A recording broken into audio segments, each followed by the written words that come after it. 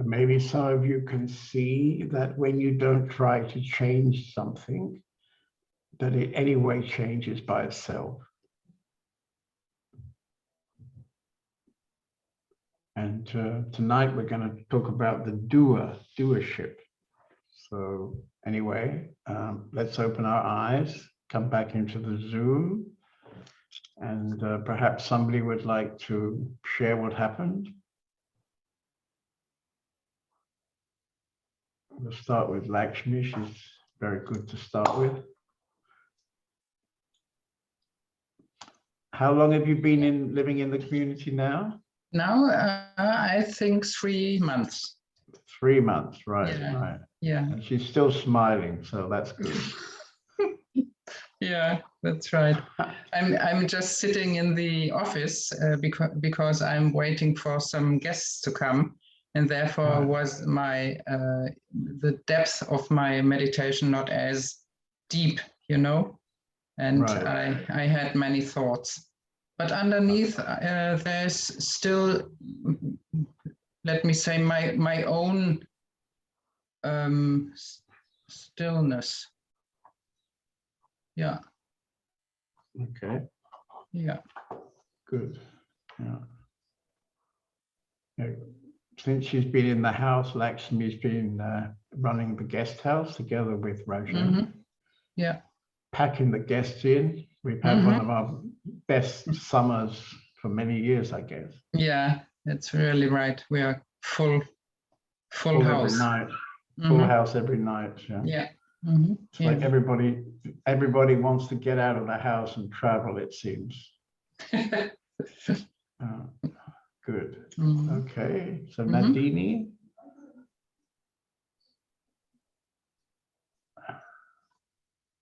Hello. Hello. Hello, can you hear me? Yeah, I can hear you. I'm going to put you so that, wait a minute, I can see you as well. Okay, you're full screen now. Kann jemand übersetzen für mich? Okay, danke. Ja, also ich hatte mich schon vorher sehr gefreut auf die Meditation. I was very much looking forward to the meditation. Einfach nichts zu machen und ja, vielleicht in die Stille zu kommen. Just not doing anything and maybe come into silence. Und ja, ich bin jedes Mal eigentlich überrascht, wie stark das Energiefeld ist, was sich so aufbaut durch Zoom. And every time I'm surprised how strong the energy field is, which gets created through Zoom. Also es fühlte sich, also es war leer und weit und still, aber gleichzeitig so, als würde die Energie mich halten, also so tragen. So it was empty and silent, but at the same time as I felt the energy was carrying me.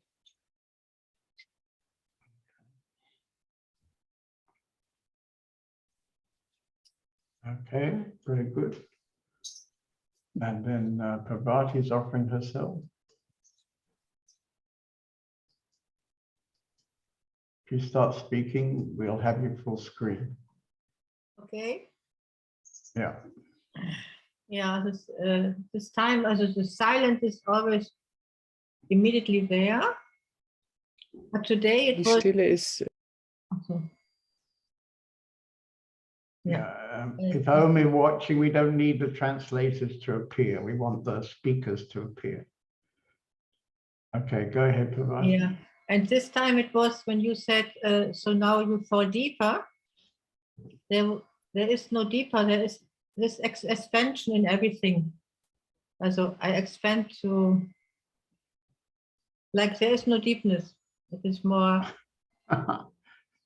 so expansion, very beautiful. Yeah. I always feel a little bit shy when I say that, you know, but I don't know how else to say it. So it seems to have the effect because, as you say, you felt it very deep, and many people experience this deep. I mean, what's wonderful to notice about this very simple meditation is that it's a kind of microcosm of how your life can be. we're going to tonight focus on doership. And of course, the reality is that for most of us, we have an idea about me, and me can do all kind of stuff. And so many spiritual people are having the idea that they need to do something so that their mind becomes quiet. And as we'll see tonight, when I read Animalai Swami's comments, we will see that you have to really find out about this me. This is our whole issue, really. And so the natural sort of essence of every human being is constantly waiting. And when you just don't do anything, the whole movement is towards that silence you're talking about. It's just an automatic movement. If we're living very much in our conditioned mind, then probably it will take some time before that process happens. But anybody who's been regularly meditating and who knows the silence, that glimpse of silence, then in this simple little meditation, you can very quickly come to the silence. So it's a very simple, ordinary little meditation you can use at any time. And of course, the invitation is to bring your life into the now of every moment. Okay, so who else would like to share something?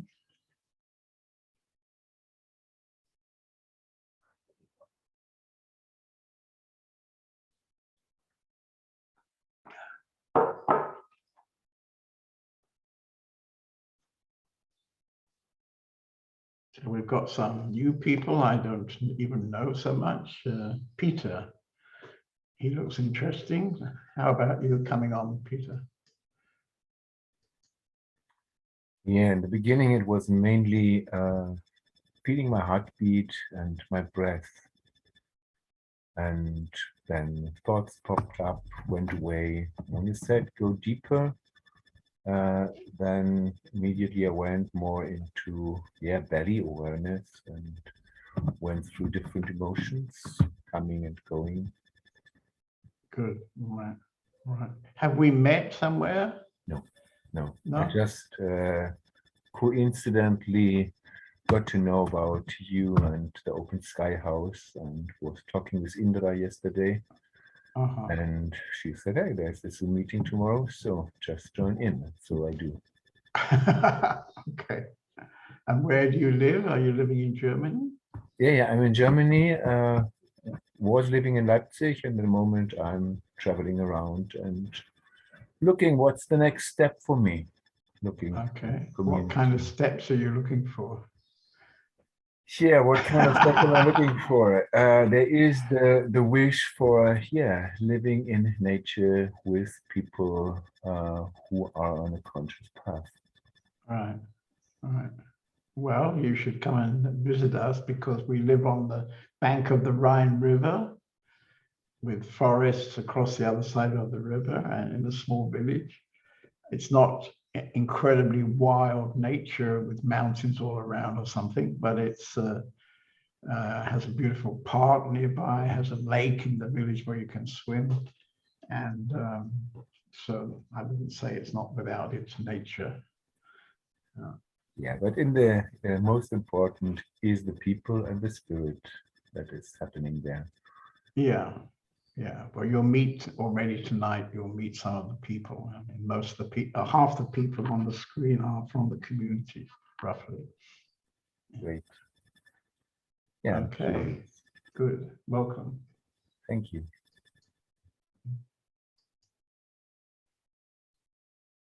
Okay. Maybe I should invite Shiva. He's looking a little bit like he's had a busy 2 or 3 days. Is that right? Hello? Yeah, you look like you've been pretty busy. I am, yeah. I was just having a short run before. That's why my head is so red. Ah, okay. It's very beautiful. I thought maybe you were red because you'd been moving lots of Yeah. furniture out of your house. Also, not so much furniture today. Most of stuff we just old stuff out, and tomorrow is most of the furniture. Yeah, we put out. Right. Okay. Yeah. So how, after all that effort and running, what is your experience tonight?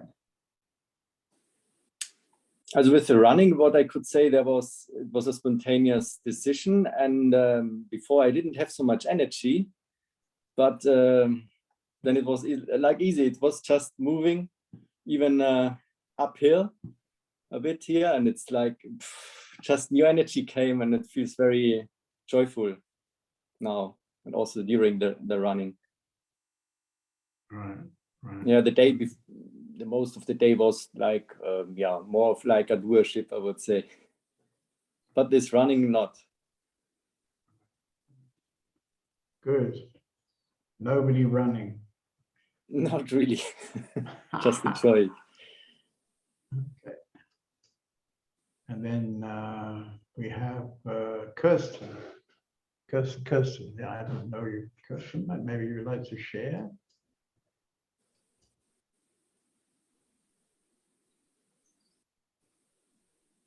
If you say a few words, you'll come on the screen.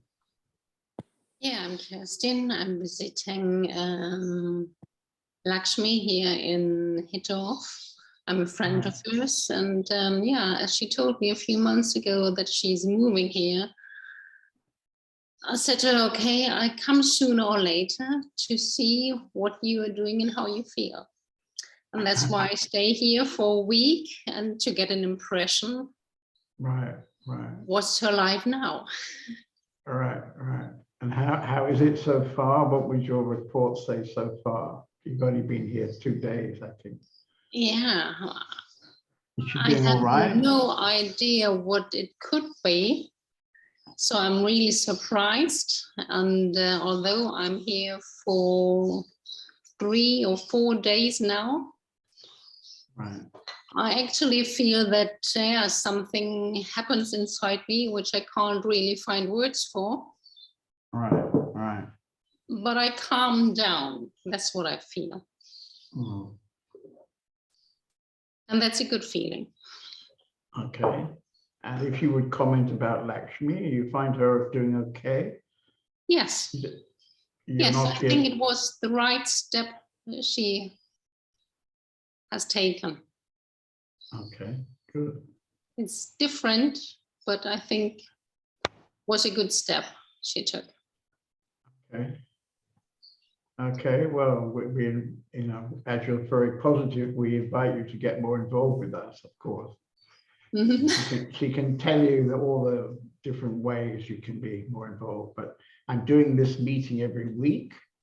Actually, I should announce to everybody the next one actually won't be next week. It will be on September the 22nd after our Dania retreat. But then it'll be again every week, either Tuesday evening or Thursday evening. But now, due to the retreat, I'll be going to Spain in a few days, and then I come back on the 20th of September. We'll start again then. Good. Okay. Nice to meet you. Nice to meet you. So maybe.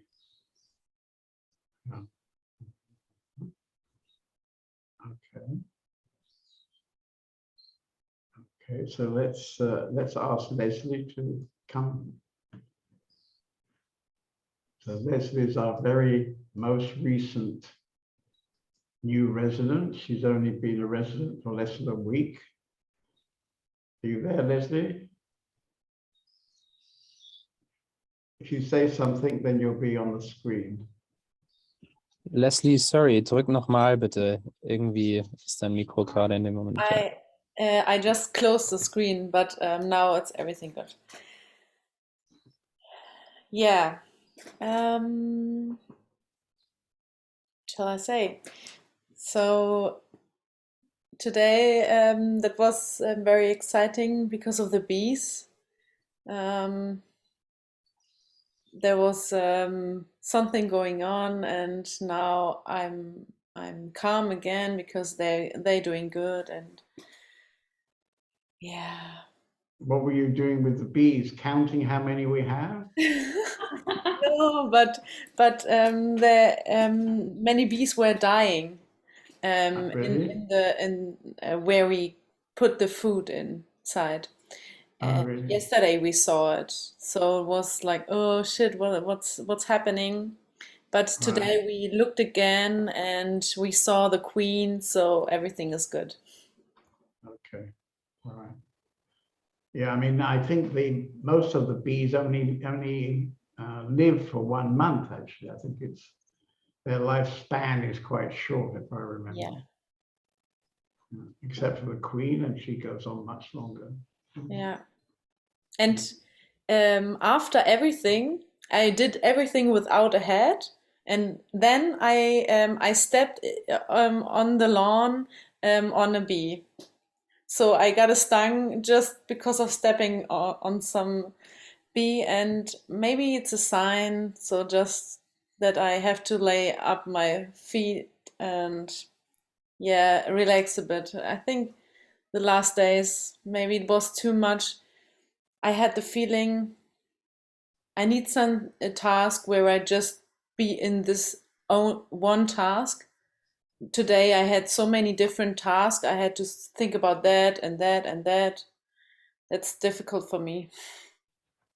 Yeah, it's always going to be difficult when people first join the community. But of course, having many different tasks is an invitation that when you are busy with one particular task, you're completely present for that task. And then there's another task, and then you're present for that task. So having lots of different tasks is not really a reason not to be present. Yeah, but it's more difficult in the meditation. In the when we do it at lunchtime, the meditation, in the end I thought, oh no, I have to switch out the water, and then my heart come up again, and then I was just, okay, the water can wait, it's everything fine, I have to come down again, I can totally yeah, enjoy my meditation. So this thing to come back, it feels so good. Yeah. Yeah. Well, I think when you've discovered that, that's really a great discovery. And I'd like to point out to the other people on Zoom tonight, if you now look at Leslie's face, you can see there's a kind of smile that comes through. You see, so the smile is a connection to the essence, because when you are connected to the essence, you feel very good, you feel very supported, very nurtured, and probably you feel a lot of peace. And so there's naturally a smile coming. And that's why, for example, most Buddhist statues, they have this sort of Mona Lisa quiet smile on their faces, you see. So this is always, how can I say, it's always a sure proof when somebody comes to their essence, because it comes on their face immediately. And we could say that it's the best cosmetics, right? So coming to your own essence brings this smile, brings this relaxation, brings the peace, yeah?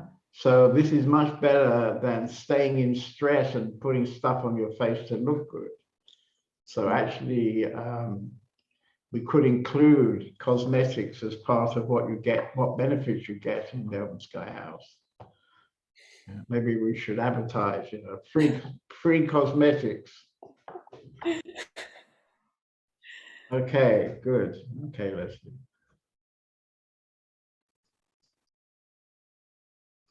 Okay, so there we are. So, Kashi's joined us.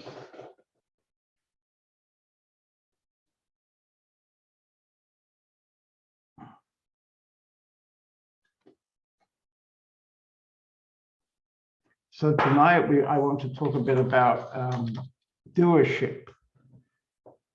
Maybe a lot of you remember Ramesh Balaskar from Bombay.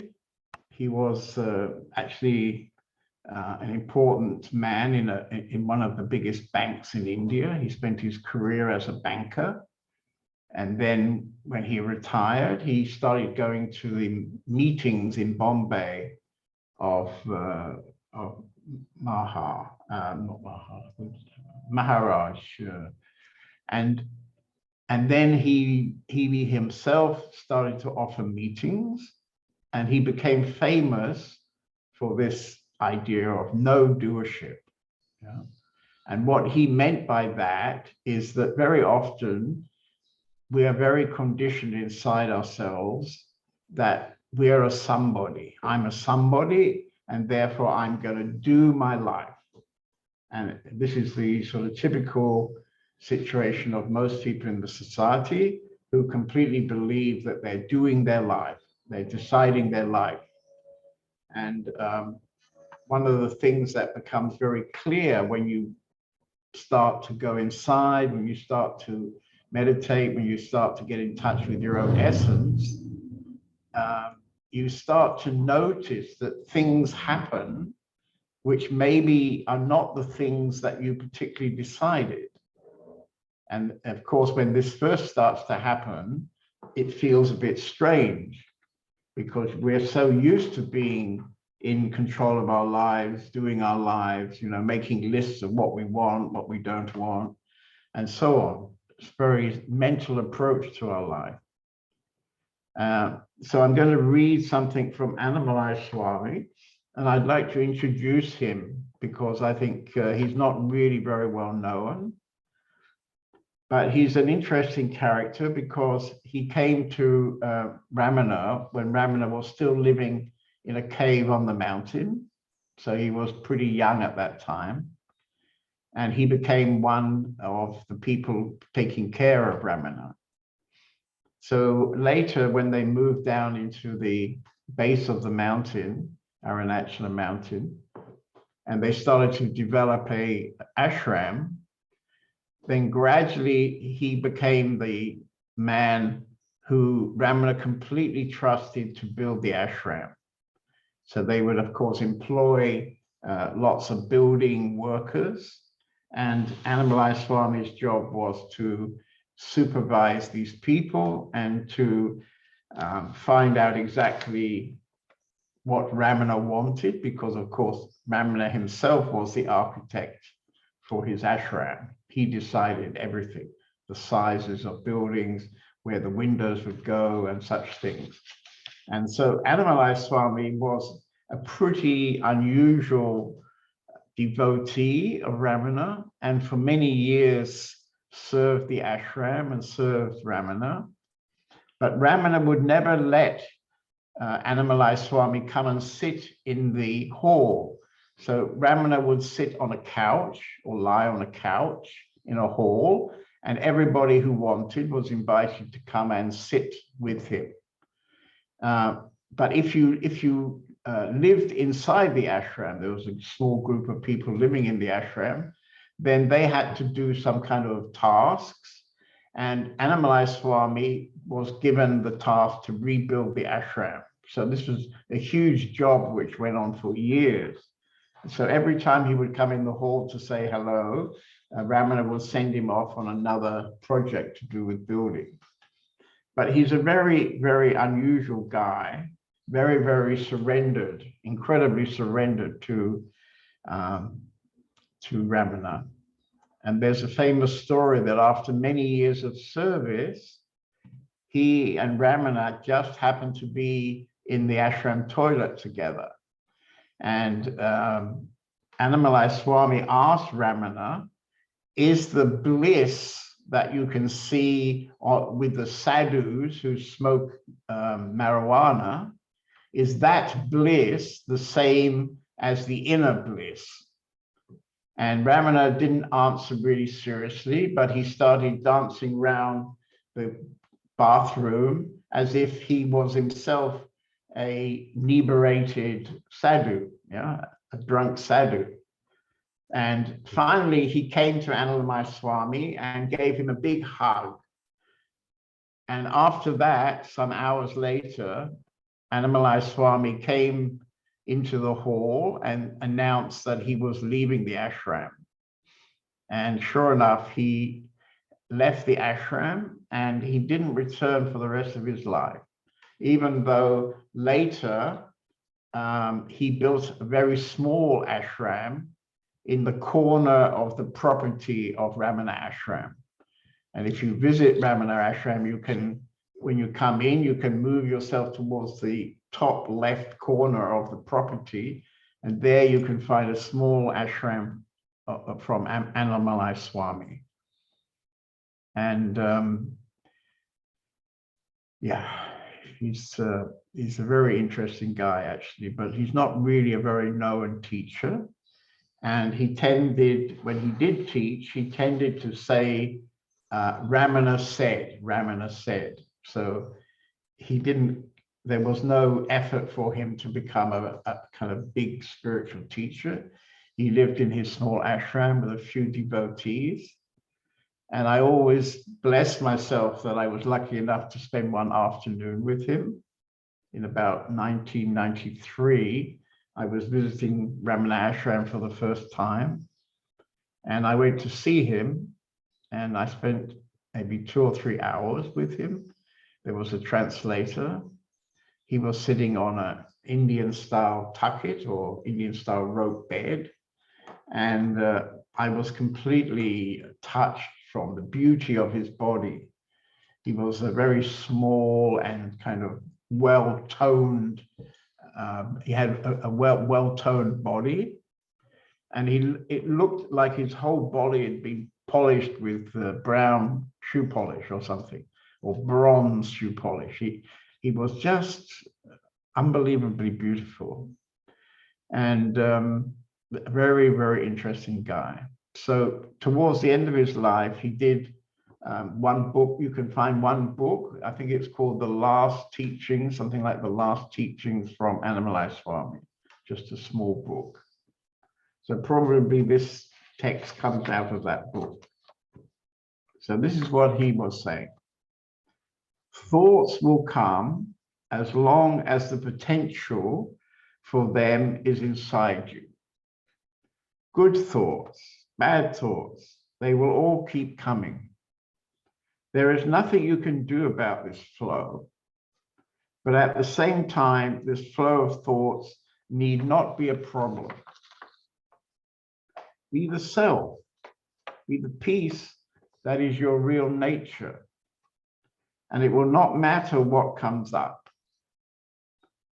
Walk, eat, drink, sleep, meditate, but never think that you are the one who is doing these things. The thought that you are doing something is the thought that is poisoning your life. Because once you think that you're doing something, you will start to think that you need to be doing something else to put yourself in a better situation. You don't have to do anything to experience the nectar of the self. All you need to do is drop the idea that you are doing anything at all.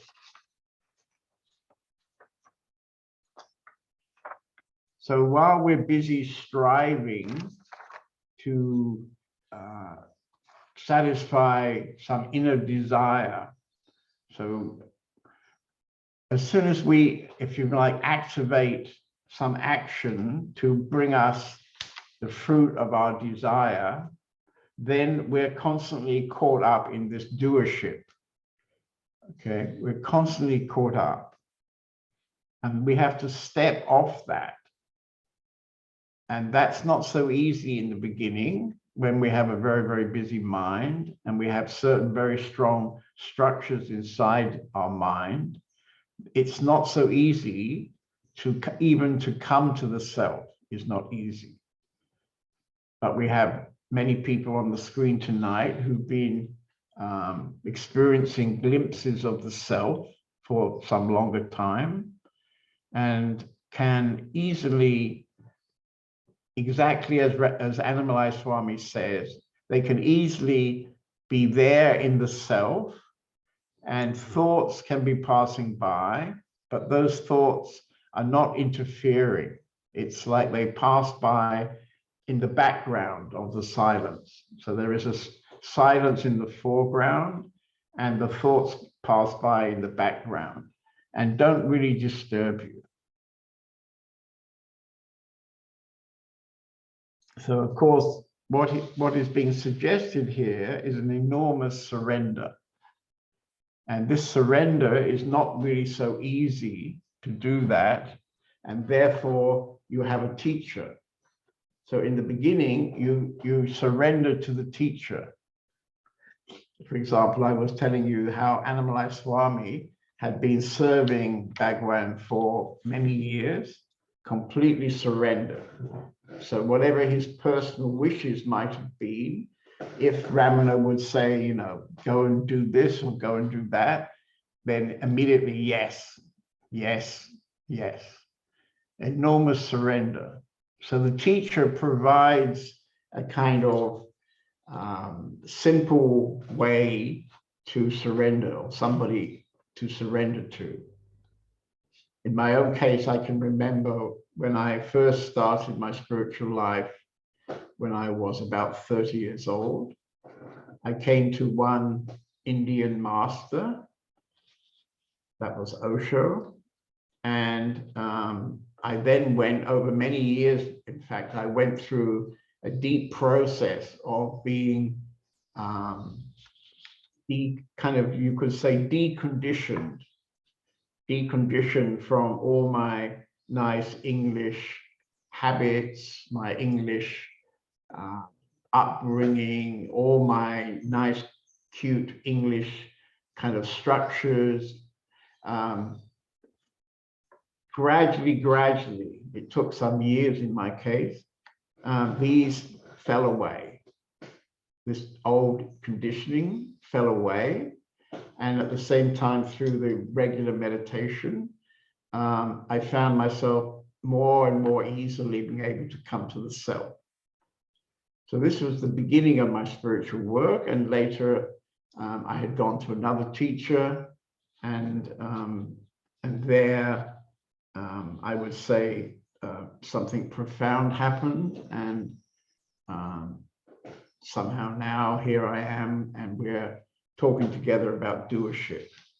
So at some point, the doership falls away, because the idea of being a somebody who can do your life falls away. It just falls away. It's not that you really can do something to get rid of it, then you're just in your doership again.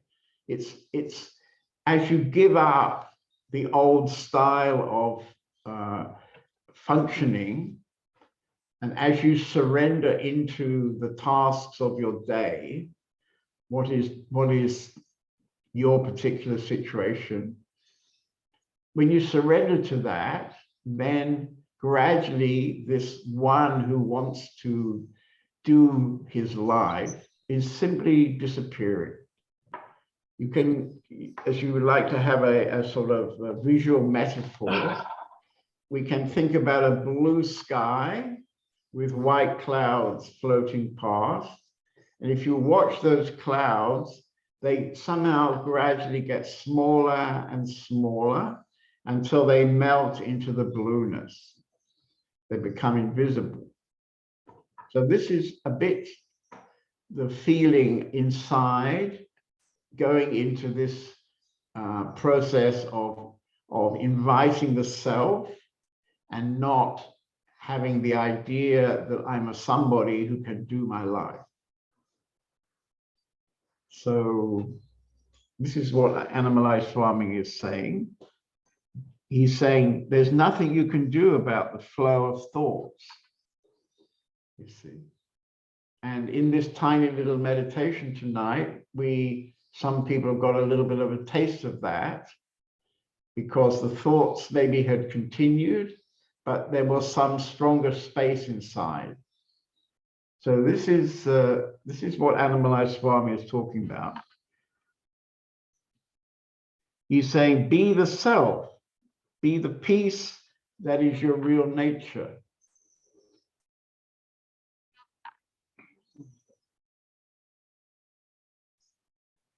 and he makes this point that if you continue to think that you're doing your life, then almost for certainly you'll have the project to make your life better.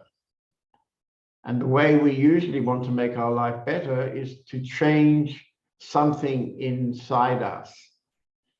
We can't really just accept it as it is. And I've noticed over the years that the people in the community who get the best benefit gradually surrender into the moment, surrender into the moment.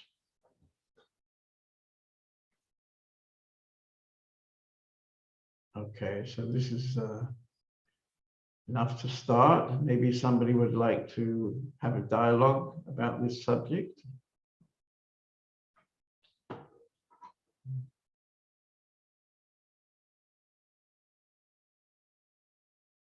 You just wave your hand and then you're on. So it very touches me when you said. Can you wave your hand, because I don't know who's talking.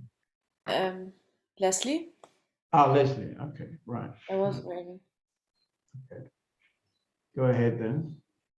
I was very touching by the sentences that you can nothing else to do about thoughts. So you can they are there. Yeah. So no, say my I don't know how to say. You said there's nothing you can do about thoughts. That's the right. Well, let's be right. Yeah, I didn't say that. Analyze Swami said that. Yeah. I would say it a bit more conditionally, because when we have really years of conditioned thoughts, we can do something to reduce that whole hold they have on us. The whole belief that, I'm a somebody and I'm doing my life, I mean, if you really look at your life, you'll discover that most of the more important things that happen in your life, you didn't decide. I mean, you're a good example of this, because you came to our community after a tour around the world, where you were motivated by some kind of investigation, you were looking for some kind of inner satisfaction, you could say. You were, in a way, you were looking for yourself, you were looking for the self. And maybe you weren't clear about that, and you went on this travel around the world and had all kind of amazing experiences. And then you came back to Germany, and then it was like, what to do now? What's the next step? And then out of whatever, I don't know your story exactly, but we came to Open Sky House for at least a week or two. And then you were quite impressed, but not completely impressed. And so off you went again, thinking, well, around the corner, I'll find a perfect place for me. And then at a certain moment, you were challenged. And in that challenge, something was touched inside you and a decision was made. So I don't think Leslie made that decision. In fact, Leslie was already out the door and down the road and having fun in all kinds of situations. So Leslie already decided in a way. But then when she got this message, something changed inside. And this is also very beautiful to know, that when you have a deep connection with your own essence, it's working a lot like a navigation system, the modern box. You put in your car and you put in the address and it takes you there, turn left, turn right, and after some time you come to your destination. So we have our own inner bio navigation system. And this is actually something very, very important to understand, because if you can then come in contact with this navigation system, then your whole life is going to unfold from your own essence, from your own destiny, you can say, or your own, destiny, I think is the right word. Yeah. And nobody can know what their destiny is. For example, when I started my spiritual work when I was 30 years old, I mean, how could I ever have imagined that 40 years later, I'm sitting in Germany and working with a lot of German people, in fact, and sitting here in front of a screen and talking together with a bunch of people. It's impossible. It's impossible.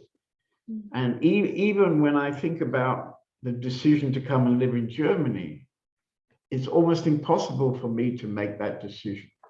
And I've noticed in my life in the last years that somehow it's almost impossible for me to take a kind of personal doing decision. Most of my days follow some kind of inner map or inner navigation, and that allows me to be very spontaneous and a lot of peace, therefore. So this is a very, very beautiful notion, the notion of non-doership, non-doership. Don't do your life. Give up doing your life. Yeah, I'm really thankful that I always other people always remember me, because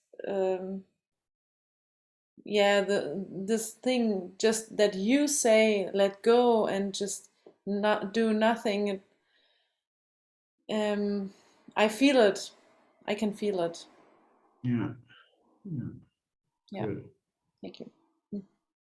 I mean, I don't quite say do nothing. In my case, you know, in India, they tend to say things like don't do anything or don't meditate, and they don't really always mean exactly the way it comes out or the way it gets translated. I mean, of course, it depends from person to person. And for sure, if you regularly meditate, which means regularly sit quietly, that's what it really meditation is, sitting quietly or even standing quietly. But when you're quiet, it's as if the conditioning can drop away, and it brings you much deeper inside.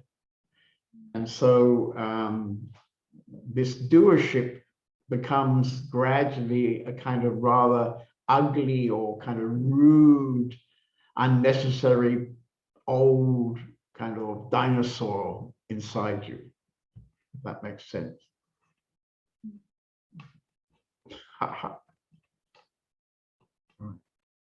Okay. Okay.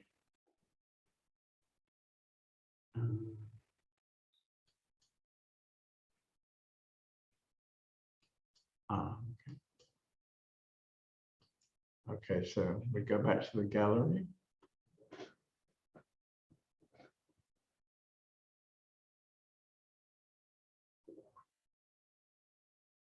Maybe I talk to Hanuman.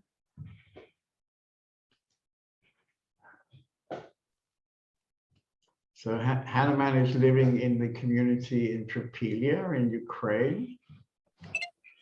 Хануман живет в коммуне в Триполи.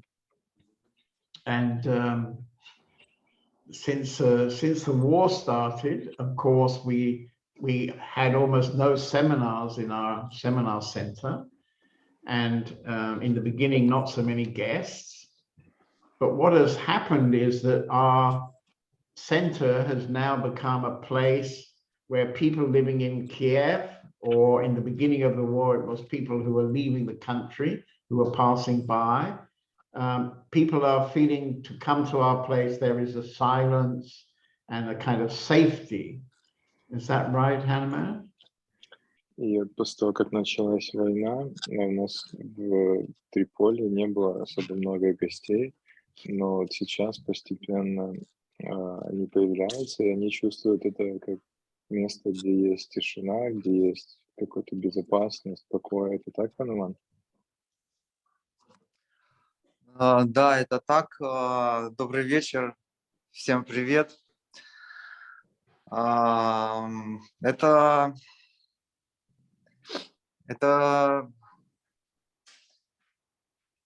тихое место. И Хануман здесь странно прибыл. И с Джоном Дэвидом странно встретился. Okay. 1 minute, let's just translate. Yeah, good evening. Hi to everybody. Yes, it is like this. It's a quiet place, and Hanuman also by accident arrived here and by accident met John David. Я что хотел сказать.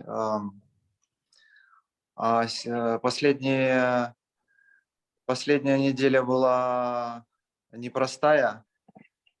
Была активна структура Ханумана, связанная с гневом.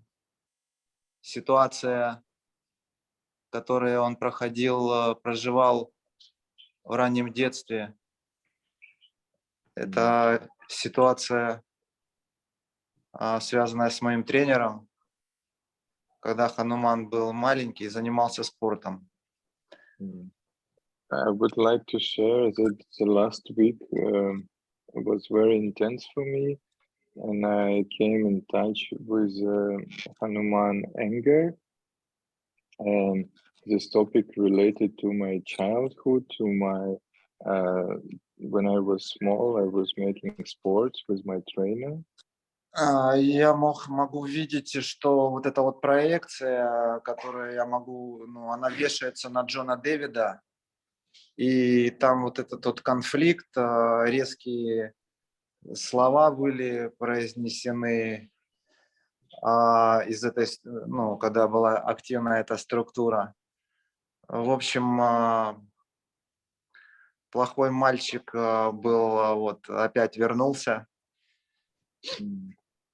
And I could see that I have some projections from my childhood on John David, and there was some strong moment when some bad words was told. So I could see that like a bad boy from childhood came back. Я могу увидеть, как есть большая польза моего нахождения здесь, и я хотел бы Джона Дэвида поблагодарить за ту тяжелую работу, которую он делает. Это грязная работа иногда. I could see that I get a lot of benefit by being in this place, and I want to thank you, John David, for this hard work, what he's doing, and sometimes it's a dirty work. Место. I mean, what you're saying is very lovely, but we've talked maybe about this before. But what I wanted to say tonight was that it's a very interesting moment. I don't know how many guests you have tonight. Many guests or not so many? Да. Завтра передают по новостям, в Киеве ожидается дождь, ракетный дождь. И когда ситуация становится горячей, к нам в Триполье приезжают много гостей. Все хорошо идет, у нас много работы, все заняты. Вот Хануман вот как раз к Зуму успел, присел. Okay, let's translate. Yeah, we have a lot of guests and we are very busy, and tomorrow there are some rumors or news that there's gonna be like a rocket rain maybe under the Kiev, so it might be some danger. So many people are coming now here. Right. So I mean, tomorrow is the day which Ukraine celebrates its freedom from being part of Russia, becoming independent. And so it's a very important big day. And of course, almost inevitably, it's exactly the celebration against what Putin is doing in Ukraine. And so there is a sense that tomorrow there could easily be some very strong reaction from the Russians to kind of spoil the fun of the day, if you like. And the most likely target, of course, would be Kiev. Maybe the government buildings, or we don't know really. But anyway, the effect of that is that many people living in Kiev are a bit afraid, and therefore they're coming to stay in our retreat center. So just in the moment, we've been talking about the retreat center and wondering if we'll be able to get through the winter, because it's actually not so easy to cover all the costs from having only the guests. Actually, we did have the beginning of the seminar business again. I think 2 weeks ago there was a seminar, but mainly the income is from the hotel and people staying in the other rooms. And suddenly the war creates a situation, or Putin creates a situation, and people come to our place because they feel secure there. So this is in a way how life is working all the time, you see, all the time. There is something happening which we as human beings simply surrender into. There's nothing that Hanuman can possibly do to get people to come and stay in the hotel. They come if they want to come. And now, as I say, there's this strong motive to come because tomorrow it may be dangerous being inside Kiev. And so that benefits the retreat center and will help to carry it through the winter, because actually in the winter it's not so easy. Not so many people are coming. Okay, So I mean, maybe I of course, translate. sorry. Yeah. Yeah, Да, sorry. и Stop завтра, me. yeah, sure. Завтра День независимости, и это как раз, ну, такой праздник, который абсолютно противоположен тому, что делает как бы Россия сейчас. И, возможно, они захотят попробовать как-то испортить этот праздник. Но в то же время, поэтому очень много людей там приезжают в Триполи, потому что там безопаснее. И на самом деле мы не были уверены, как мы сможем прожить зиму, потому что не было особо дохода, но вот как раз каким-то необычным способом, типа, что вот эта вот война, она в то же время, вот сейчас начинают появляться какие-то люди, она как бы тоже помогает с другой стороны. Okay. I mean, I can give you another example from Tripelia, because they had been writing that the government in Kiev is warning people that there will be electric cuts starting roughly now, but in the autumn and winter, there'll be maybe every day a few hours without electric. И правительство в Киеве начинает предупреждать людей, что, возможно, осенью и зимой будут отключать электричество на пару часов в день. And so Hanuman was writing to say we need to buy a generator so that during the hours with no electricity, we can create our own electricity. И Хануман писал, что надо купить генератор, что если будет отключать свет, чтобы у нас было электричество. And I was writing back and saying, yes, that's a very good idea. You have to buy a generator. And I wonder if it's easy to find a generator, because there may be literally millions of people looking for a generator. And there can't be that many generators. So try to find a generator. И я ответил, что это хорошая идея, но у меня есть какое-то сомнение, что, может, не так просто его сейчас купить, потому что, может, все уже побежали покупать эти генераторы. Hanuman is managing the place together with Bhakti, his wife. And Bhakti was on the telephone, as I understand, and she was calling different shops or businesses where she was requesting, do you have a generator for sale? Вот Хануман с Бхакти сейчас управляет этим ретритным центром, и Бхакти звонила в разные места узнать, есть ли у них генераторы в доступе. In that moment, one of the guests staying in the hotel heard her conversation. И в этот момент один из гостей в гостинице услышал ее разговор. And said, I've got a generator for sale. И сказал, что у меня есть на продажу генератор. And it turned out to be half the cost that we thought we would have to pay for a generator. И это оказалось полцены от того, что мы думали, что надо будет потратить на генератор. And now a few days later, they've got the generator, and probably in the next days, they'll connect it up. And we can get through those power cuts. We'll be able to get through the winter and those power cuts and provide the necessary heating and lighting and so on in the hotel. И через несколько дней он уже приехал, и там ребята скоро его подключат, и, возможно, мы как-то сможем пережить эту зиму, и он сможет обеспечить свет и тепло в гостинице. And I can say in the last months, I think it's almost 6 months now since the war started. I mean, there were many moments we might have questioned whether it's going to work, whether it can work. And somehow every time it goes to another step, it goes to another step. So the whole energy is that this retreat center and hotel, which we gradually created over the last 8 years, is having, if you like, a purpose or a need. It's satisfying a need without any real decision being made. И за последние 6 месяцев, с того момента, как началась война, мы часто спрашивали себя, сможем ли мы дальше как бы пройти через это все, но каждый раз это вело к какому-то новому шагу, и вообще с начала образования этого центра оно все как-то так складывалось, все само по себе, что у этого центра как будто есть какое-то предназначение. So I think Hanuman, maybe it's not always easy because the cost of food, petrol, a lot of things is difficult, but somehow I think you can see that it's working by itself. Я думаю, часто я понимаю, что бывает тяжело вам, что цены выросли на продукты, на бензин, но ты, может, заметил, что оно постоянно как-то само все происходит. Yeah.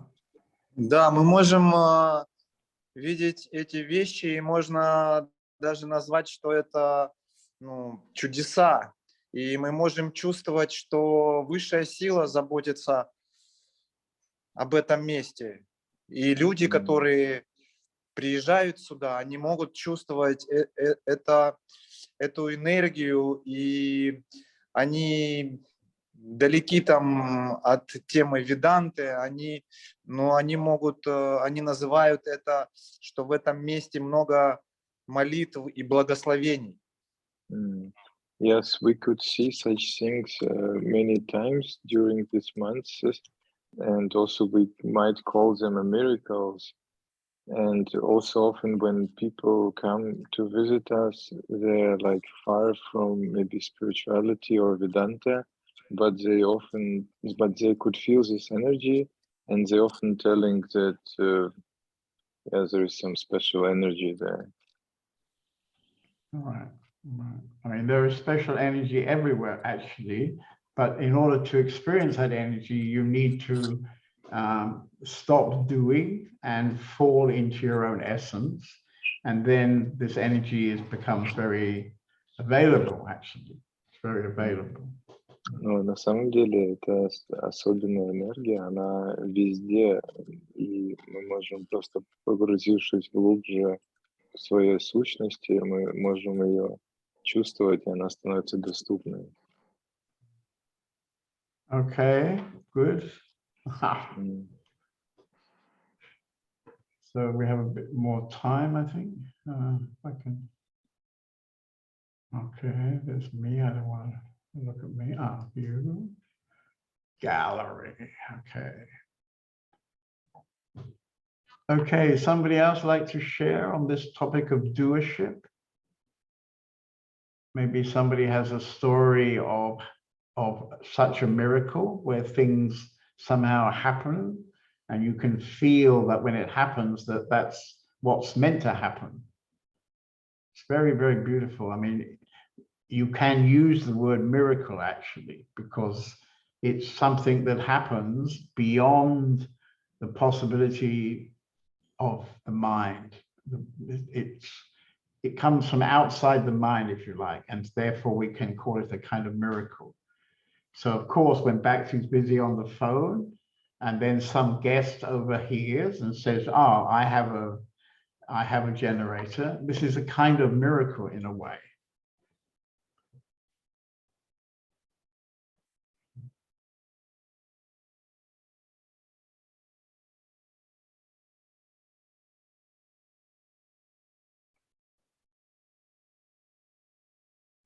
Okay, so we have time for somebody else to join.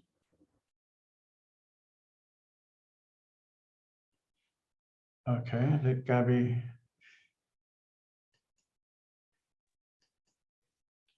Hi. Okay. Hi. One of the miracles 20 years ago, I had a husband, and we tried a lot of years to get a baby. Right. And then we quit it, and I get a cat. But Right. then I spent a week in silence. I don't know the by monks. Don't know the Kloster. In a monastery, maybe. Yeah. Yeah, monastery. And after that, my husband take me home, and I get pregnant. 9 months later, my daughter was there. So I had, in this silence, in this monastery, I've had a experience of yeah, I called it at this time getting back to God. I lost him before. Right. Now I would say it in other words, but yeah, that's, I do nothing. Yeah.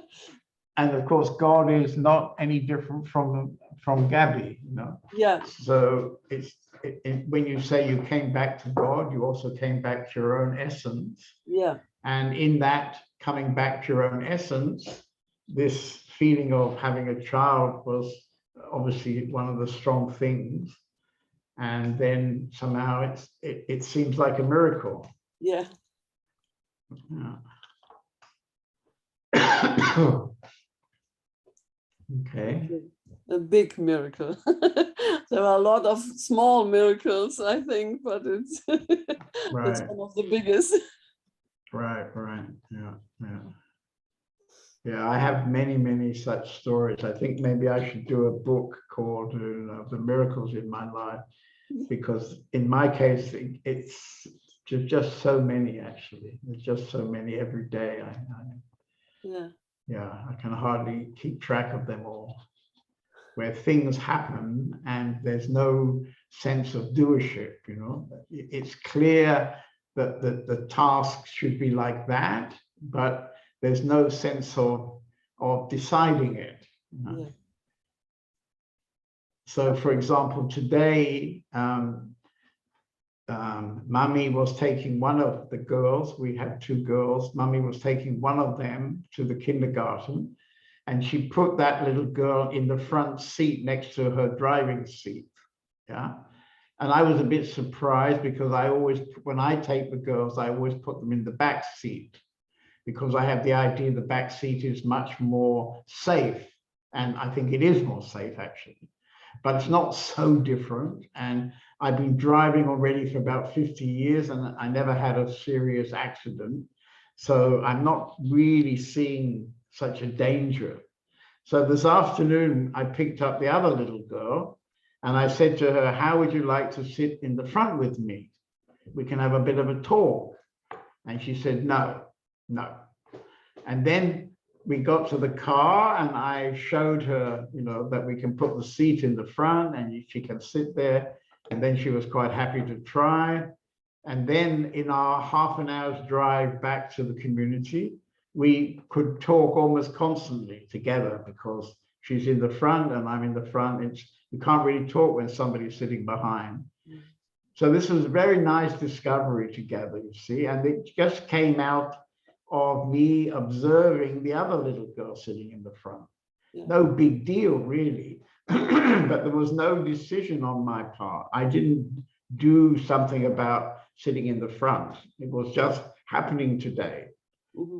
And it could have happened yesterday, or it could, you know, but it happens today. Yeah.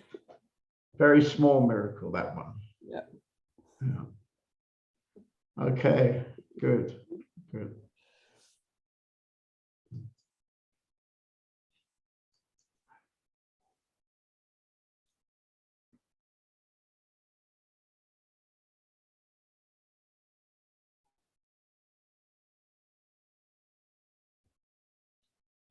So I don't know Peter very well, but he might like to have a last dialogue before we finish the meeting. Great. Yeah, a question that rises up. I liked very much the image of the navigation system that comes out of the essence. Right, right. And nevertheless, this word of non-doing is, when I have a navigation system and I have a very clear direction, in the end, I do go, I do drive. And I would like to have like some explanation about this this paradoxy of there is a part that is not doing, where it's clear the direction is given, but there is a part who, for example, says, come, sit in front. You do speak to the girl, you do put the seat on front. So this difference about where is the non-doing and where is the doing part, where I follow the direction that is given to me, where I take the chance that is, where I pick the phone and ask the people that makes it happen that someone can hear it. You know what I'm talking about? Sure, sure. Well, I mean, I think we have to be clear what's meant in this context of doership. Of course, I was opening the car door, I was putting the seat, I was fixing the seat belt. So you can say I'm doing all that, but actually, you know, I can say actually the body was doing all that, and the basic decision to do all that came somehow up, and I said yes to that because I tend to say yes to those kind of messages. And we don't really have to be so busy with what our body is doing. You know, our body kind of follows what it's supposed to do from day to day in the destiny of the unfolding of our life.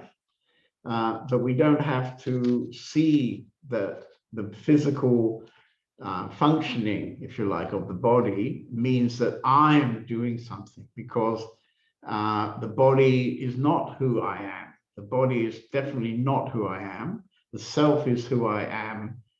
In fact, I have a body, there is a body and there is a mind, but I'm not the mind and I'm not the body. So yes, the body is functioning, but we don't need to be so identified that our body appears to be who I am. You know? So we can gradually maybe change the way we talk about it, you know. And then, you know, you can say driving is happening. Driving is happening. You don't have to say I am driving the car. You can say the car, you know, driving is simply happening at the moment. And gradually we can find out that this identification, which is so strong with the I, we say it 1,000,000 times a day. And everything that comes, we identify that I am deciding this, I'm doing this. And that there is the possibility that we can let go of this notion of that I, and be open to what Annamalai Swami is talking about when he says, come to the self, come to peace, come to your essence. That's a kind of invitation.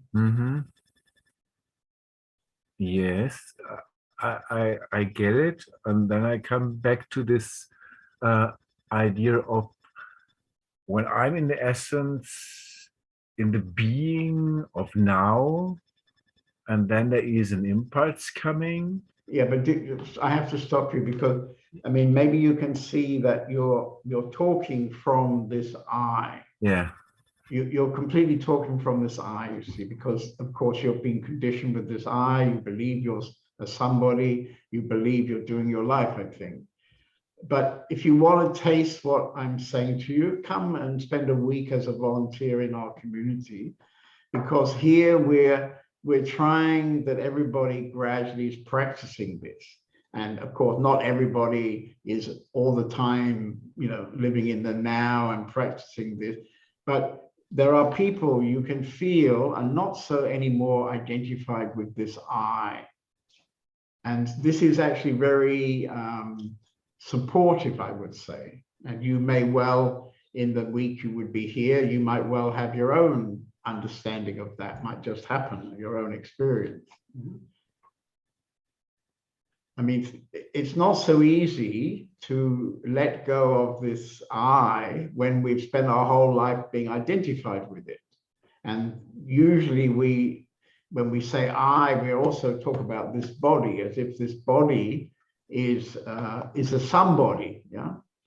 And you know, when you do have that experience and you know, then you can't talk about it in the way you were talking about it, because there is an essence, you know, there is God, if you like, and we're not separate from that. We are that.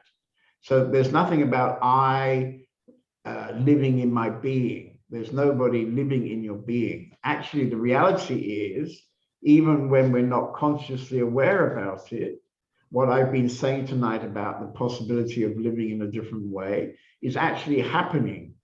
So if after this meeting, you go back in your mind and you think about certain important moments, maybe when you shifted from one place to another, when you went to get some training, or you got a special job, or different important things that happened in your life. Maybe you met somebody who became your partner or something like this. And then look at the circumstances that happened in that time. And you'll probably very easily see that it happened the way I'm talking about. And it was not happening because you thought you might have thought you were doing it, but in fact, you weren't really doing it. You can investigate various, you know, moments in your life.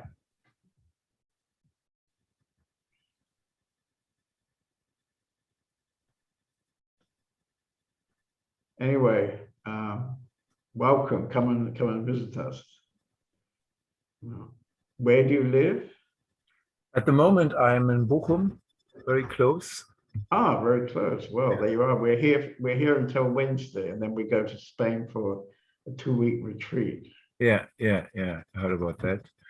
And yeah, there is some plans, but I'm thinking about to come end of September. Okay, good. Okay. Well, don't think about it. Just see if you're meant to come here. Then you will come in the right moment, of course. Nice to meet you anyway. Yeah. Okay, so I think that's enough for tonight. So I'm going to see many of you next week in Spain. We have quite a big crowd, and yeah. Okay, so no meeting next week, and we start again in a month's time at the end of September, on the 22nd of September. And if anybody wants to be very spontaneous, we still have space in the retreat. So there you are. Okay, thank you.